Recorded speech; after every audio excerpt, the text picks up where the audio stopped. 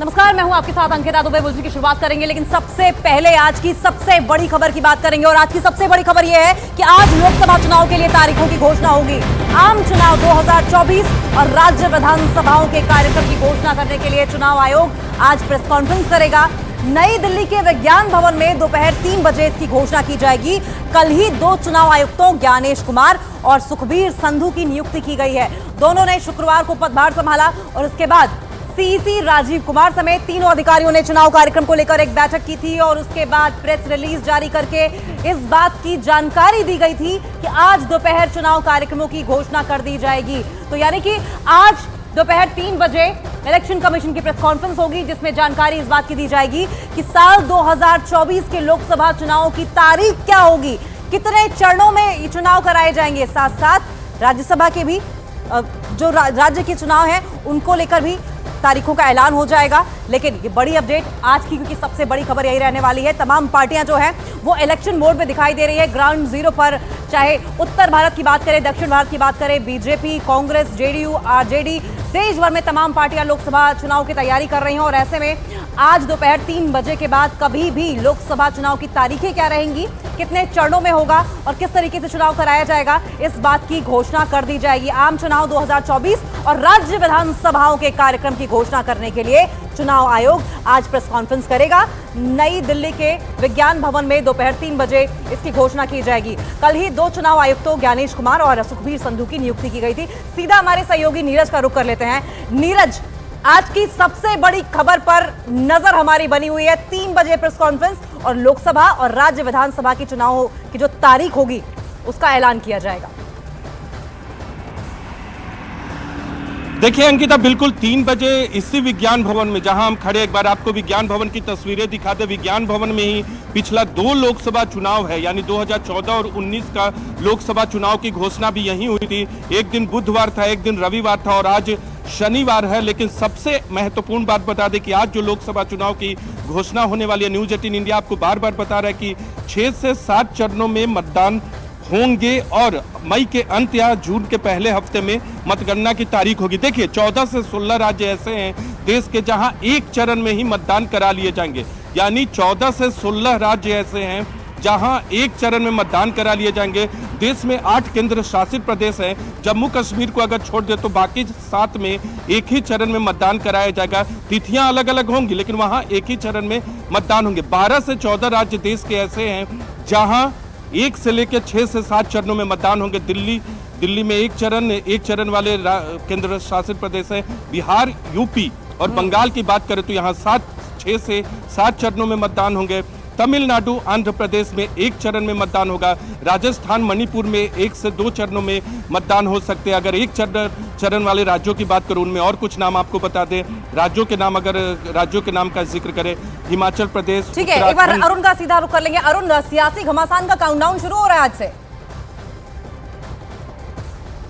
देखिए, निश्चित रूप से सबको इंतजार था और राजनीतिक दलों को इंतजार था। हालांकि जितना उत्साह भारतीय जनता पार्टी के खेमे में है, विपक्ष के खेमे में उतना उत्साह नजर नहीं आ रहा है। उसकी वजह यह है कि इंडिया गठबंधन को जिस तरह से इंटैक्ट रखना चाहते थे और जो एक टेम्पो बरकरार रखना चाहता था विपक्ष, वो ममता बनर्जी के बाहर निकलने से और सीटों का बंटवारा कई जगह न हो पाने से थोड़ा डाउन हुआ है। हालांकि एनडीए में भी कई राज्य ऐसे हैं जहां सीटों का बंटवारा नहीं हुआ है, लेकिन इंडिया गठबंधन जिस तेजी से चला था, बीच में कहीं ना कहीं उसकी तेजी धीमी पड़ गई, रफ्तार धीमे पड़ गई। और प्रधानमंत्री और बीजेपी जिस तरह से 400 पार का नारा दे रहे हैं, विपक्ष के पास कोई इस तरह की संख्या आज के दिन में वो क्लेम कम से कम नहीं कर रहे हैं कि हम इतनी सीटें ला सकते हैं, या कोई दम ठोक करके, खम ठोक करके कोई नेता इस तरह से कन्विंसिंग नहीं बोल रहा है कि हम सरकार बनाने जा रहे हैं। देखिए, लोग उदाहरण देते हैं विपक्ष की तरफ 2004 का, जब इंडिया शाइनिंग बीजेपी लेके आगे बढ़ी थी लेकिन कांग्रेस की सरकार आ गई थी, तो कांग्रेस के नेता या विपक्ष के नेता ये जो मौन है जनता या वोटर, उन पर रिलाई कर रहे हैं। उनको लग रहा है कि हम जो काम कर रहे हैं उसको लोग समझ रहे हैं और समय आने पर वो उनके पक्ष में मतदान करेंगे।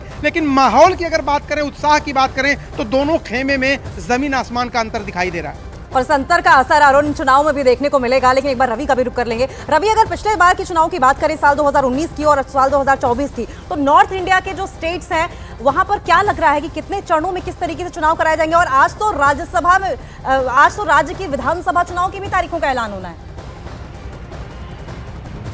देखिए, एक ही साथ में चाहे वो लोकसभा की, चाहे 4 राज्यों की बात हो, उसमें अरुणाचल है, आंध्र है, सिक्किम है, ये 3-4 जो राज्य हैं उनके एक साथ में चुनाव कराने की बात चल रही है। और फिलहाल शाम के 3 बजे ये पूरी तरीके से क्लियर भी हो जाएगा कि कौन कौन सी तारीखें हैं। लेकिन अमूमन यही देखा गया है कि 6 से 7 चरणों का ही होता है जो पैटर्न, हालांकि 2014 में उससे ज़्यादा कहीं हुआ था। 2019 में जो अनाउंसमेंट हुआ था वो पहले हुआ था। आज 16 तारीख है तो 16 तारीख में अनाउंसमेंट होने जा रहा है। लेकिन इस समय मैं बात कर रहा हूं बीजेपी की, तो बीजेपी के खेमे में यहां पर बीजेपी हेडक्वार्टर पे हुई लगातार जो बैठकों का दौर इस दौरान चलता रहा है। प्रधानमंत्री नरेंद्र मोदी और जेपी नड्डा बीजेपी अध्यक्ष, इनकी अगुवाई में लगातार सीएसी की बैठकें भी हुई हैं और एक एक करके जो सीटों का बंटवारा और उम्मीदवारों के नामों की घोषणा भी होती रही है। तो लगभग 250 से ज्यादा ऐसे नाम हैं वो क्लियर हो चुके हैं और ऐसे वो नाम हैं जिन राज्यों में किसी भी तरीके का कोई पेच नहीं था, जहां पर बीजेपी किसी भी तरीके के किसी दूसरी पार्टी में संगठन में नहीं थी, दूसरी पार्टियां उसकी सहयोगी दल नहीं थी। लेकिन बीजेपी देखिए 2014 में भी पूर्ण बहुमत के साथ आई थी, किसी भी दूसरी पार्टी के साथ में सहयोग की जरूरत नहीं थी। उसके बावजूद 2019 में भी उसने सहयोगी दलों का साथ लिया और 2024 में तो ज्यादा विस्तार करने की कोशिश है, जिससे कि ये जीत का जो आंकड़ा है। सहयोगी हमारे लखनऊ से हमारे साथ जुड़े हुए हैं। अमित, आज चूंकि लोकसभा और राज्य में कुछ विधानसभा की जो चुनाव होने हैं उनकी तारीखों का ऐलान होना है, क्या गहमा गहमी लखनऊ में दिखाई दे रही है? देखिए, अभी तक फिलहाल जो है तारीखों का ऐलान नहीं हुआ है। दोपहर 3 बजे प्रेस कॉन्फ्रेंस जब चुनाव आयोग करेगा तो तारीखों का ऐलान होगा। कितने फेजेस में होंगे बताया यही जा रहा है कि 6 से 7 फेजेस में होंगे। और उत्तर प्रदेश में चूंकि 80 लोकसभा सीटें हैं तो यहाँ भी 6 से 7 फेजेस में चुनाव होंगे जैसे पिछली बार हुए थे। मेरे साथ यहाँ पर स्थानीय लोग मौजूद हैं, चूंकि अभी तक ऐलान नहीं हुआ लेकिन चुनावी पारा जो है लखनऊ में पूरे उत्तर प्रदेश में चढ़ चुका है। चुनावी मुद्दे क्या क्या होंगे इस बार के चुनावी? विकसित भारत के उत्थान के लिए जो शख्स काम करेगा उसके सहयोग में हम लोग मदद करेंगे। अब ये जो वर्तमान में सरकार है पूरे देश में दलितों पिछड़ों के लिए काम किया है, समाज के लिए काम किया है, देश के लिए काम किया है, इसलिए पुनः इस सरकार को दोबारा बननी चाहिए। आप क्या कहते हैं, मुद्दे क्या क्या होंगे इस बार चुनावी? क्योंकि 3 बजे जो है प्रेस कॉन्फ्रेंस करके चुनाव आयोग तारीखों का ऐलान कर देंगे। चुनाव मुद्दे जो भी हैं तो सब लोग जानते हैं, लेकिन मेन इस समय फोकस है कि बिजनेस को, यानी जो बेरोजगार लोग हैं जो कुछ काम करना चाहते हैं उनको मतलब पार्टियां किस हिसाब से उनकी मदद करेंगी, इस पे हमारा मुख्य मतलब ये ध्यान है। बाकी जो है जिसकी भी सरकार बने, लेकिन अभी तक का गुड़ागणित मैं देख रहा हूँ कि बीजेपी की सरकार बनने वाली है। बिल्कुल अमित, और इस बात के लिए थोड़ा सा इंतजार करना होगा किसकी सरकार बनती है, क्योंकि आज चुनाव की तारीखों का ऐलान किया जाएगा। मैं फिर लौटूंगी आपके पास, दिवाकर भी लगातार मेरे साथ बने हुए हैं। लेकिन चुनाव की तारीखों के ऐलान से पहले मुख्य चुनाव आयुक्त ने क्या कुछ कहा, आइए सबसे पहले ये सुन लेते हैं। इम्पोर्टेंट है, देश को चुनाव का घोषणा करेंगे आज 3 बजे से, आपको पता ही है पहले से जी, तो वहीं बात करेंगे आपसे। दिवाकर मेरे सहयोगी लगातार मेरे साथ बने हुए, दिवाकर का भी रुख कर लेते हैं। दिवाकर, इस बार पश्चिम बंगाल के साथ साथ महाराष्ट्र भी राजनीति का एपी सेंटर बना हुआ है। चुनाव की तारीखों के ऐलान से पहले वहां पर क्या कुछ मिजाज?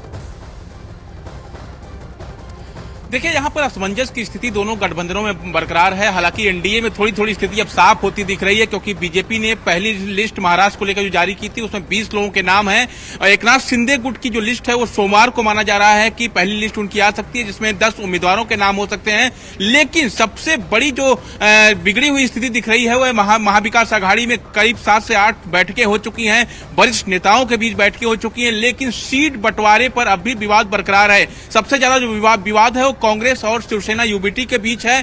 10 से 12 सीटों को लेकर लगातार ये विवाद है और जो सुलझने का नाम नहीं ले रहा है। राहुल गांधी भी इस वक्त जो है महाराष्ट्र के दौरे पर हैं और कल मुंबई में उनकी एक बड़ी सभा भी होनी है और माना यह जा रहा है कि सभा के बाद खुद राहुल गांधी, शरद पवार और उद्धव ठाकरे तीनों की एक बड़ी बैठक होगी और उस बैठक में यह माना जा रहा है कि जो सीटों का बंटवारा है वो तय हो जाएगा। लेकिन अब तक जिस तरह से मनमुटाव देखने को मिला है और साथ ही साथ प्रकाश अंबेडकर ने जिस तरह से महाविकास आघाड़ी को झटका दिया है, प्रकाश अंबेडकर ने 12 सीटों की मांग की थी, 4 सीटें देने के लिए महाविकास आघाड़ी तैयार हुई है, उस प्रस्ताव को खारिज कर दिया है। तो कहीं ना कहीं एक बड़ा झटका महाविकास आघाड़ी के लिए वो भी है। अब ऐसे में तारीखों के ऐलान के बाद क्या क्लियर हो पाएगा या नहीं हो पाएगा, इसके लिए थोड़ा इंतजार करना होगा। मेरे सहयोगी भवानी भी लगातार मेरे साथ बने हुए। भवानी, विधानसभा चुनाव में हम पहले देख चुके हैं कि आखिर क्या हालात जो है तमाम विपक्ष के हुए, लेकिन लोकसभा चुनाव की तारीखों के ऐलान से पहले तमाम सियासी पार्टियों की क्या तैयारियां?